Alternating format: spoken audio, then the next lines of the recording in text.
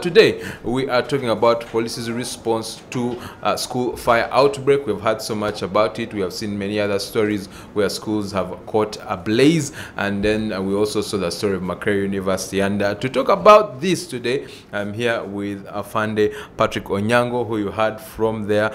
He is a spokesperson at Kampala Metropolitan Police. Thank you for joining us on Issues at Hand today. Thank you. And good morning, our viewers. I'm very happy to be here. This is my first time to be hosted in this wonderful talk show. I've always been watching you at home, but I'm happy to be here. We are glad that you are here as well. That discussion is on police's response to the school fire outbreak. But before we go into the general discussion, what is the situation as far as investigations are concerned when it comes to the fire outbreak at Salama School of the Blind? Yeah, the investigations are still ongoing well. Yesterday, our detectives went back to the school and the surrounding area, trying to gather more information, trying to investigate. We are now mainly relying or waiting for the forensic report. The forensic team that was formed, that involves the Uganda Police Forensic, the Directorate of Forensic, the Government Analytical Laboratory that is based at Wandegea. They were also joined by the Ministry of Labor, especially their Department of Health and Safety, and the Uganda National Building Review Board. So all this team, they picked samples and they are analyzing. One of the agencies, they have told us that they have a machine that can detect if there was a foreign gas or fuel that was used to start the fire. So we are still waiting for their analysis. They are still conducting analysis. Today they are going back, the forensic team, they are going back to the scene again to pick more samples. And we are also still at the scene, preserving the scene so that nobody tampers with, because now you see, if we had left the other day when they had picked samples and people start tampering with the scene, and yet now they are again saying, oh, we still need some samples to go and pick. That means if we had left and the scene had been tampered with, they wouldn't get the stuff they want. But I can assure you that the investigations are ongoing. We expect their report to be out anytime soon, maybe after this second time of going to pick the samples.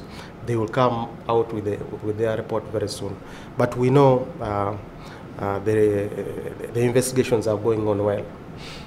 Speaking of investigations, one of the things that as citizens that we are always questioning when it comes to police and school fires is we have seen a recent spout of fires in schools. We have also seen the likes of Makerere University suffer with fires, but we never really get to hear the report of the causes of these fires. So one, according to the trends, what are the causes of these fires, especially in schools? And two, for the instances where the investigations point to foul play, are these are the people who are responsible brought to book?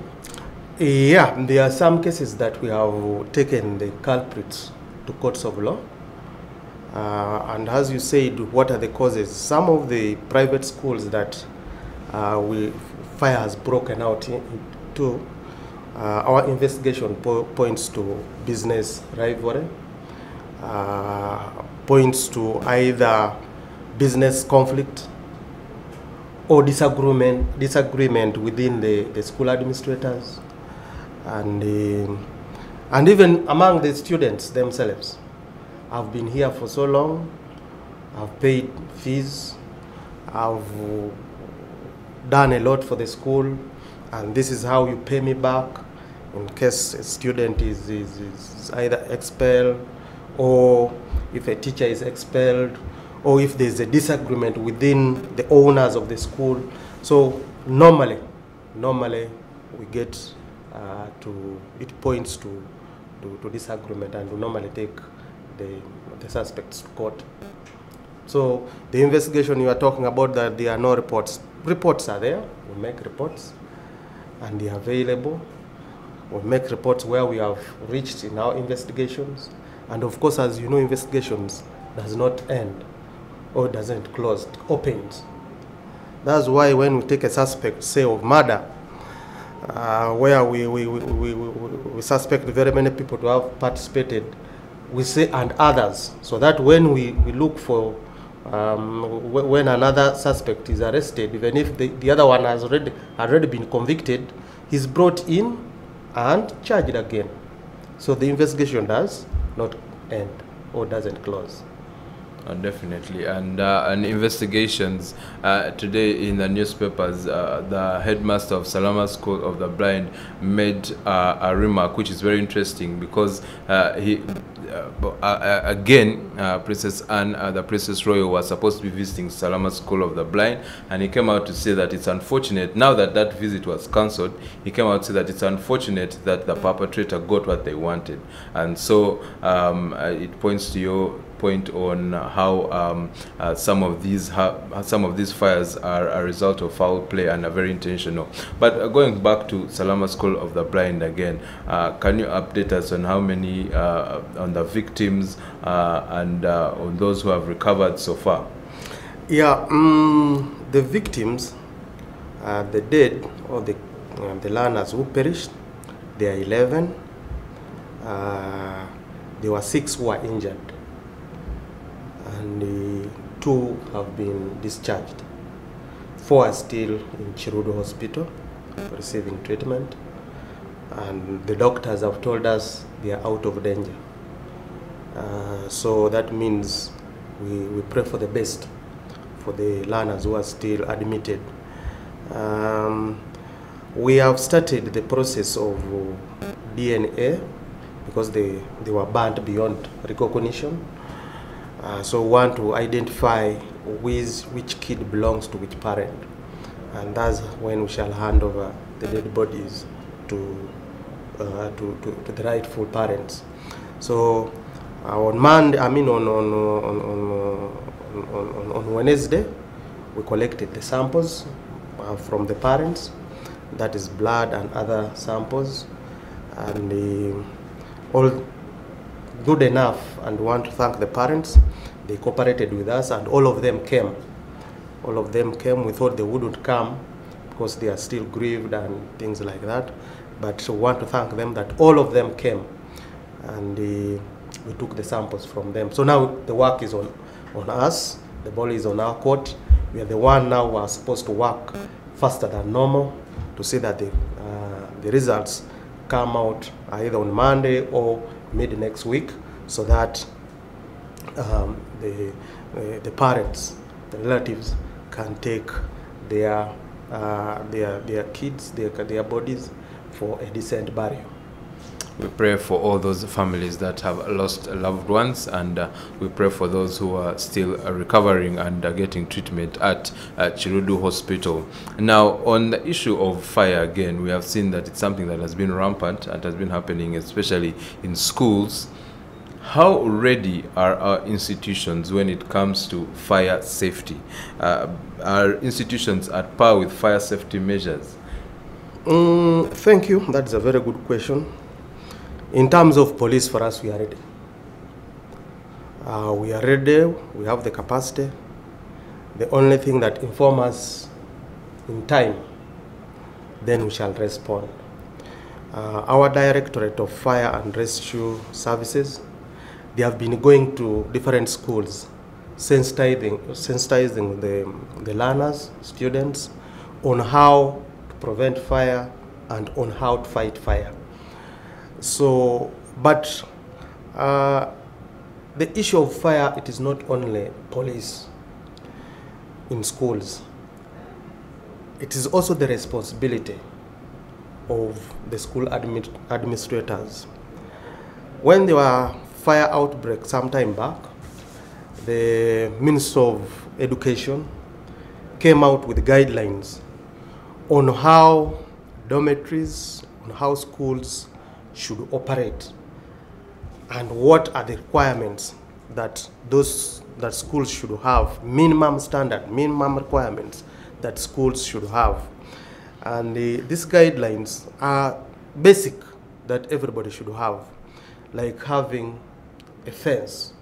You know, some schools were left open. Even the school of where the fire broke out in Salam School for the Blind, they did not have fence. So it was easy for anybody to access from behind. And that's why the Minister of Education had given that guideline that schools should have fences. Then they should also have,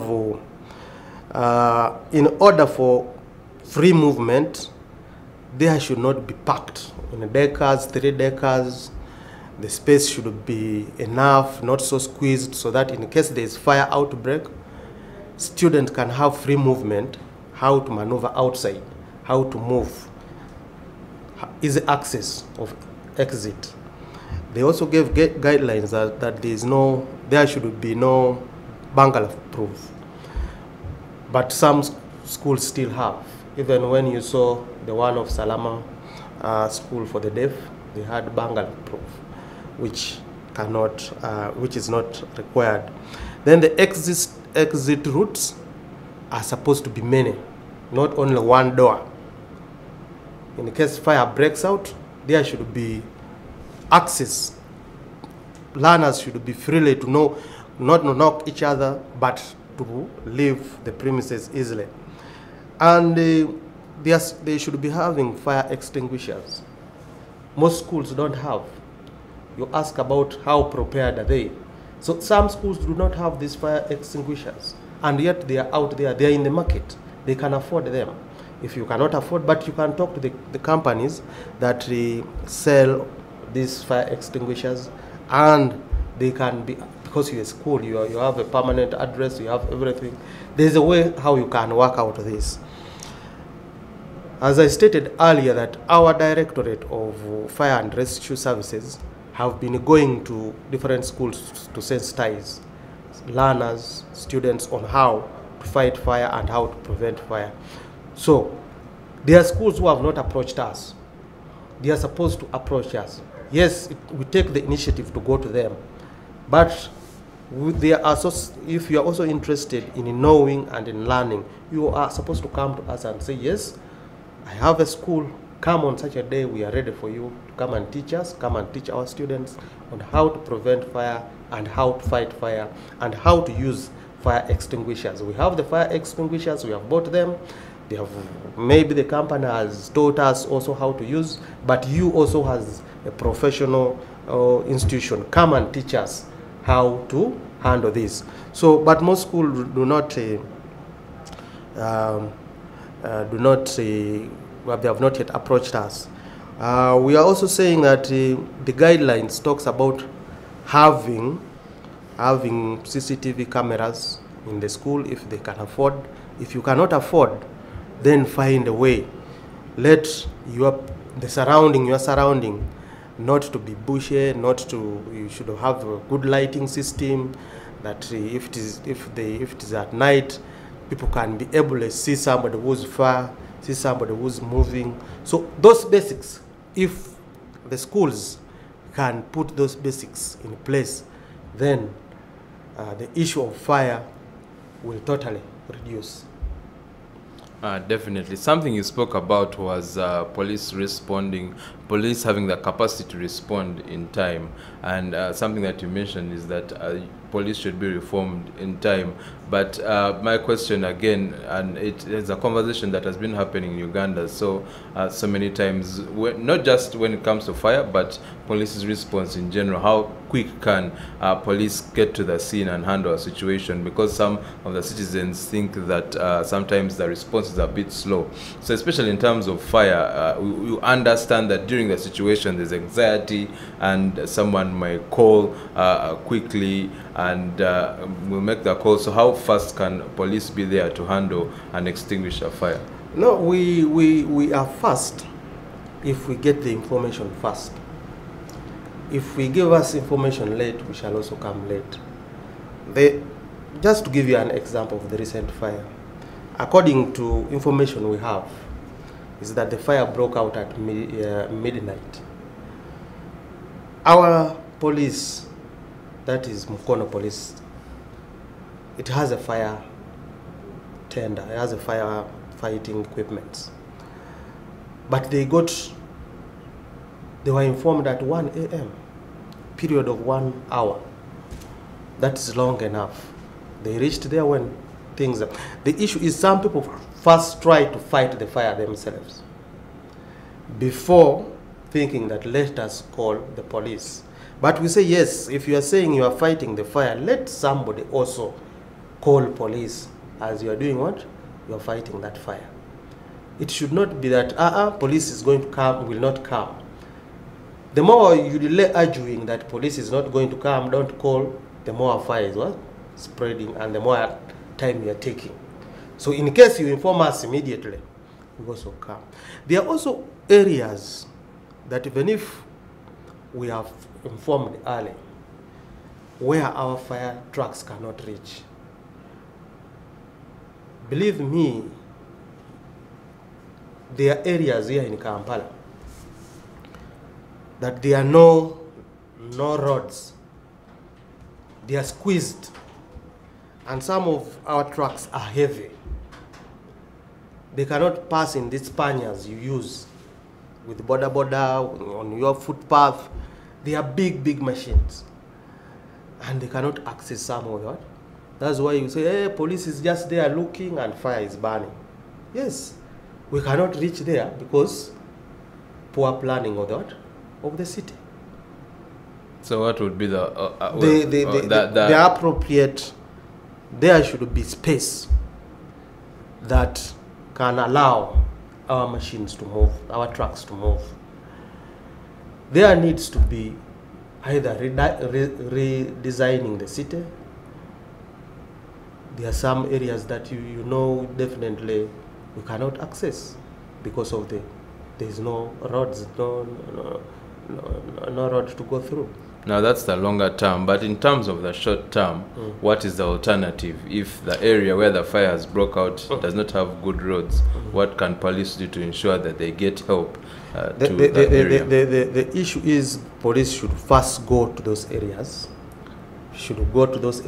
and start sensitizing the masses there on how to prevent fire, on what are the possible causes of fire and how to prevent fire. And in case fire breaks out, what should they do? So that is the first thing they should do. We should do as police. Which leads me to my next question and my next angle of discussion. You've hit the nail on the head. In case there's a fire outbreak, and let's say, like you said, the area has a road that's impassable, what are the possible fire hazards to look out for? 2, how can we prevent fire outbreaks in schools, but other institutions, the companies we work in, government offices? And 3, in case of a fire outbreak, if prevention has not managed, has failed, in case of a fire outbreak, how can we manage the situation and ensure that lives are not lost? In schools, I already talked about it. I will not repeat. In places like where you work from, the first thing, have fire extinguishers. Secondly, learn how to use them. If you know how to use them, well and good. You should have proper engineers that are working on your electrical systems. Should be professional engineers, not the ones that we get from the ones we call Kamyufu. Because if you get a Kamyufu and starts to come and wire for you either your house where you are building or your offices, might not do a good job. But if you get a professional engineer who can do for you a good job, well and good. Because that one you will be minimizing short circuiting, electricity not begin from electricity. So even at your home, you need to teach your children not to play with fire anyhow, not to play around with the electricity, not to be aware of what can cause fire. So teach your children. Also, if you're at workplace, people should be able to know how to use the fire extinguishers. Yeah. Definitely. And so what are, I especially want us to be, because now you're sensitizing us, and for me, I like learning things that are new. So what are some of the possible fire hazards that we can look out for in our places of work, at home, and that we need to be careful of? You've mentioned playing with electricity. What are some of the others? Having fuel in a small congested place. Fuel, when I talk about fuel, I'm talking about petrol. Because if you know, petrol can easily catch fire than diesel or paraffin. So if you put it here, you open it in a jerrycan, you start lighting, it can pick the fire, and definitely it will explode. If you use gas at home, use it appropriately. Don't leave it open, then you come from nowhere and light, and yet it had already exposed itself from the controlled way how it's supposed to be controlled. So if you take time, see if you're using gas, be very careful for cooking at home or heating. For the kids at home, don't leave anyhow matchbox, because they can maybe try to light something, it falls on a mattress at home, and you know mattress how it is, very easily. It can spread very fast. If you are somebody who smokes, if you know you had attended an evening somewhere, please don't, when you're at home, don't light a cigarette, put on and you lie down on your bed. By mistake, you might forget, and it can fall on the mattress, and there fire will catch. So those are some of the things that you should look out for. And what are some of the things that we can do as a first measure of response? Can pouring water work before police comes? Pouring water depends. If it is started from electricity, you can pour water and you will end up dying also. But if you know it is not from electricity, you can pour water. You can first get yourself to safety. Make sure that everybody is out of the house or out of the room and they are in a safe place. Then you think of call police, then think of trying to remove things that can easily catch fire. If it is a mattress, if you can pull it out, because that one easily spreads fast. If you can remove it out, you know you are trying to reduce the extent of fire from spreading. Things that you know that can easily catch fire, like a wooden chair, try to remove them out of the place first. Oh, all right. You've heard it right there. Fande has told us how to be vigilant and careful when it comes to ensuring that we have fire safety, we are safe and can prevent any fire hazard from happening in any of our spaces.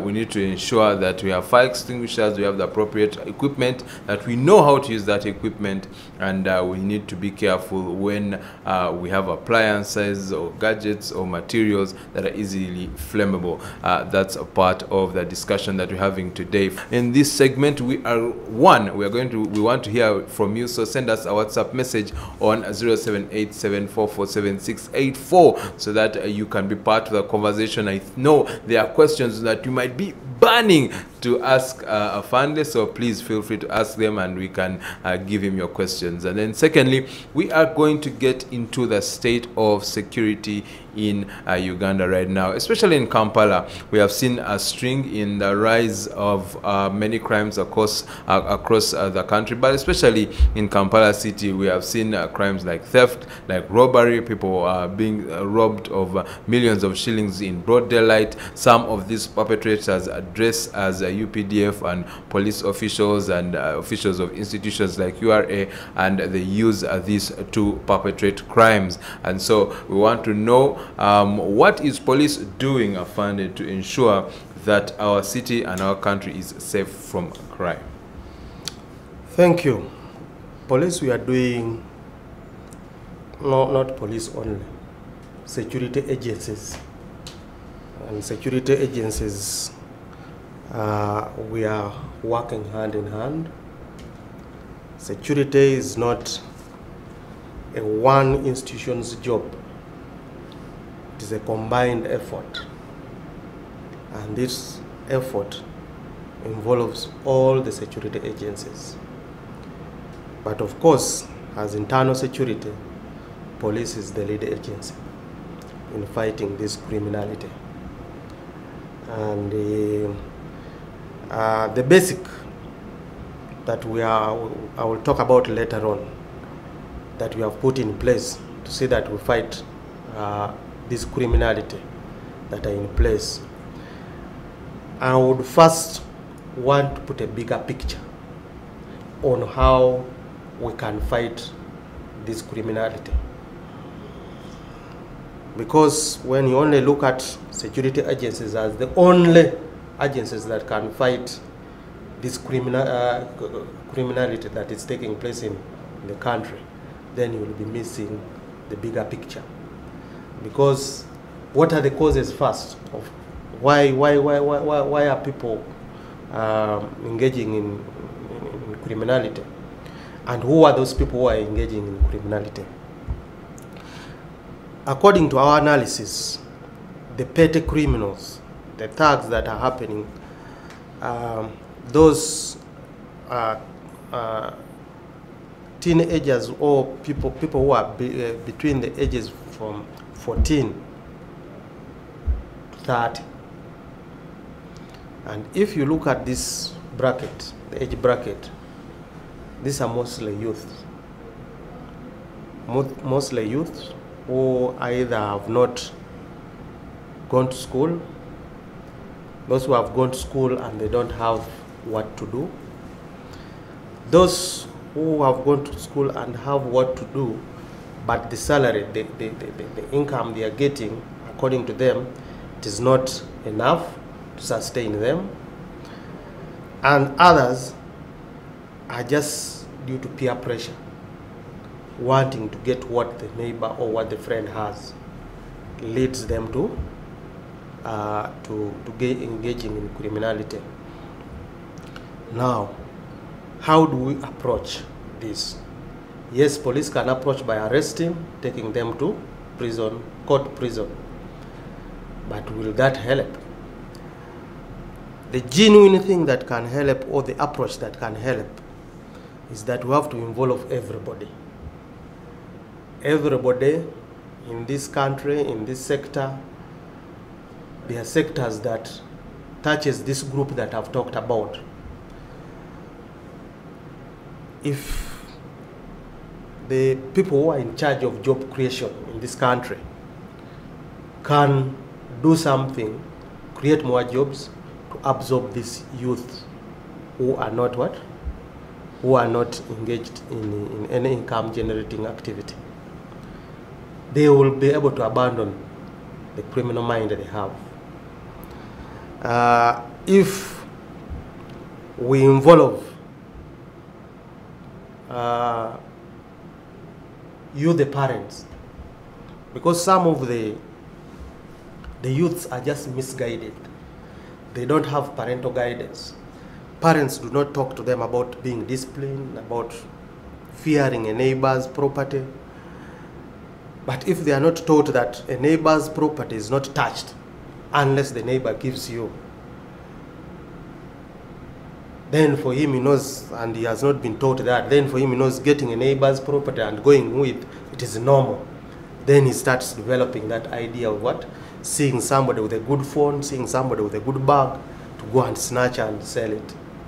So if you as a parent, you don't instill that discipline and culture of fearing a neighbor's property, then you have not also done your part. So the parents too should come on board, because these are young kids, most of them are young boys, between the ages of 14, 15, 16, 17. Shows lack of parenting. All the parents have said, I've given up with that kid. What about the religious institutions? A lay reader in your parish, do you gather the kids at your parish to talk to them? You, the reverend, you are almost in charge of the sub-county. Do you move around and lay your hands on these kids and talk to them about being disciplined, having good manners? So if all that effort can be joined, then we know that now the work is for police. Police should also now start doing community policing, teaching and talking to people, talking to children on how to behave. Then we shall come with our normal intervention of patrols, of seeing that criminality does not take place. And yes, the government should do, this government should continue sensitizing people on the generating income, the programs that they have introduced in the country, like the parish model, can help. They have been having Bonaba Gagawale, youth livelihood programs. They should be engaged in those. It should not only stop at the top, but should also trickle down up to the village level. Wow, that's very interesting, and I have to say that it's important that for us it's important that as community members we play our part, like you rightly said, because at the end of the day, police is there as the last resort, and usually police comes in after the crime has been committed. But you rightly say that we can prevent these crimes from taking place by ensuring that as parents, as family members, we are looking after our children and guiding them on the way they should go. And so how, my question is there a way police can work together with communities to instill this vision in us, that because many of us just think that the job of fighting crime is for police, and yet many of us live in areas where everyone in the area knows, hey, that boy there is a thief, or that girl is there is usually doing this crime, and yet they are usually untouched. So how can police work together with members of the community to ensure we end the problem of crime in our society? Yes, police we are working with the community. That's why in each and every police station we have an officer called community liaison officer. He's supposed to link the community with the police. He's supposed to be with the community to teach the community what they are supposed to do in terms of security. Supposed to guide the community how they should handle security in their area. You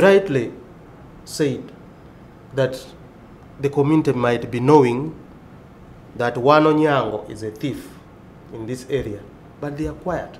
That's why this community liaisons officer are supposed to be there with the community, and then somebody tips them that, you know, we are here planning, but that man there, that Onyango there is what?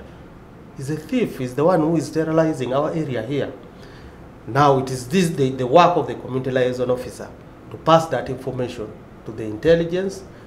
The intelligence should start following that one Onyango until he's arrested with the when he has acted, when he's stealing, when he's doing whatever he's doing, brought with evidence, and is taken to court. But now, if you give the police information that Onyango is a thief, there should be a concrete evidence pinpointing. You can maybe give a list of crime he has been involved in. It is the duty of the police to follow up and see, yes, did this crime take place? How did it take place? Who was behind it and how was it handled? So the community liaisons officer are supposed to be moving within the community, encouraging the community to be holding village security meetings. They are supposed to be encouraging the LOCs to register their residents. But sometimes, I can also confess that there's some bit of laxity.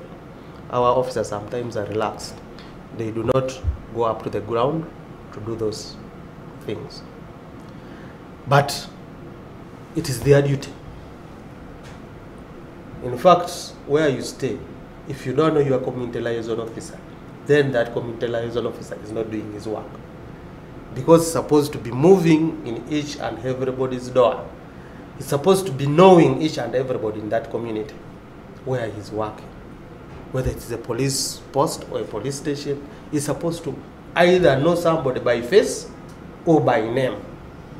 But hey, I know that man stays in my area. But I don't know his name, but I know him. So, police, we are working with the community in most instances. Yeah. All right, that is good. So you've had it right there. We all have a role to play. So don't sit back and say, when it comes to my area, police will handle crime. No, we all have a role to play to ensure that our communities are safe from crime. Another thing we all have a role to play in is the safety of our roads, very briefly, because time has caught up with us. But I want you to address the issue of traffic accidents. We have seen two unfortunate accidents happen yesterday, one in Ruwaga, another one in Soroti, and lives have those accidents have claimed lives. What is your advice to us as road users when it comes to ensuring that our roads are safe from accidents? Basic.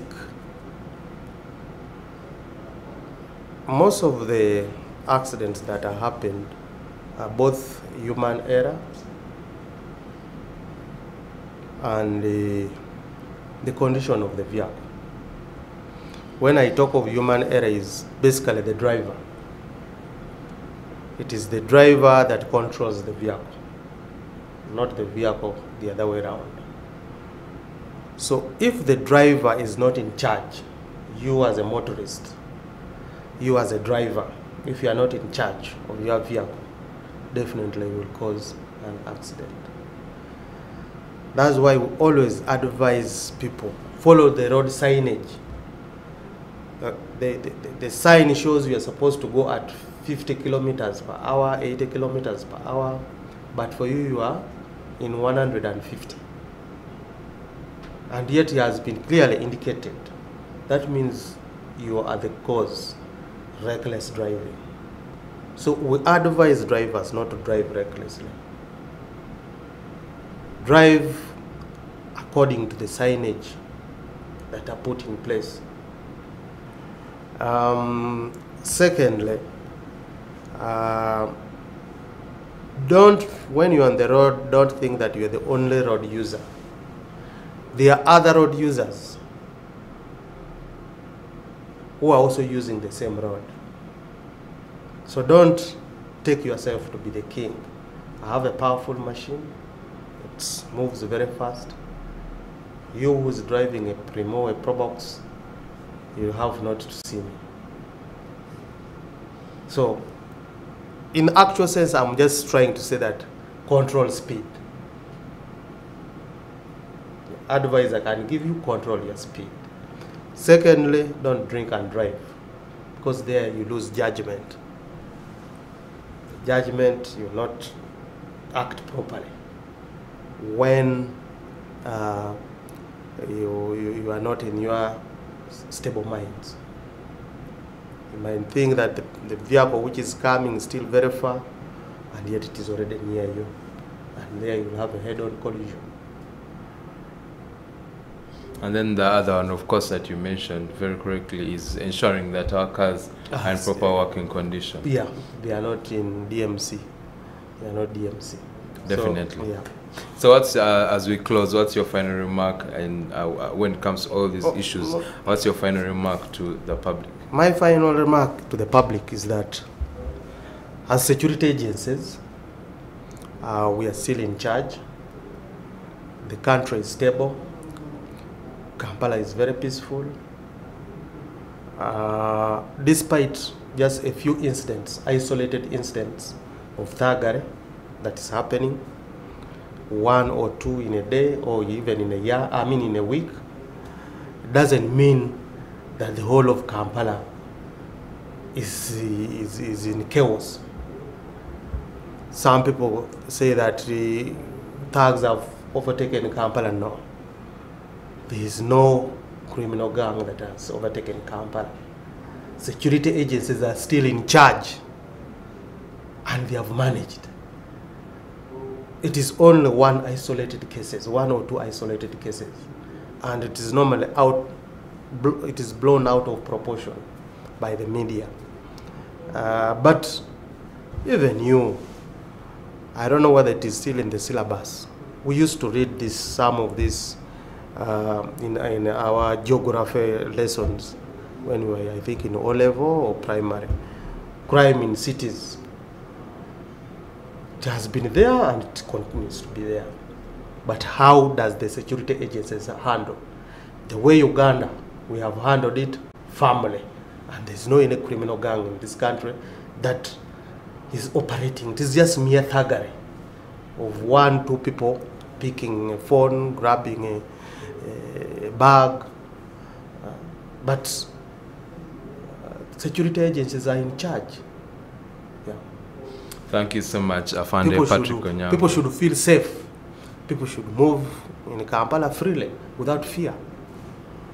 Yes, fear is not of the Lord. We have been given a spirit of fear. We have not been given a spirit of fear, but of power and of sound mind. So we are not a people of fear. Don't fear. The security agencies are in charge. Thank you so much, Afande Patrick Onyango, for taking us through that. We are safe from school fires, especially when we put in the right fire safety measures. We are safe from crime, especially when we play our part and work together with police to ensure security in our families and in our communities and in our country. And we are safe on the road if we follow the right traffic rules and regulations, if we drive responsibly, and if we are very careful about and very good stewards about how we use the road. But again, we are a country that belongs to God. Our motto is for God and our country, and so God will keep us in his steadfast love, peace and joy. Thank you for joining us on Issues at Hand today, and we shall be seeing you again on Monday. For now, ciao. Enjoy your weekend. God richly bless you.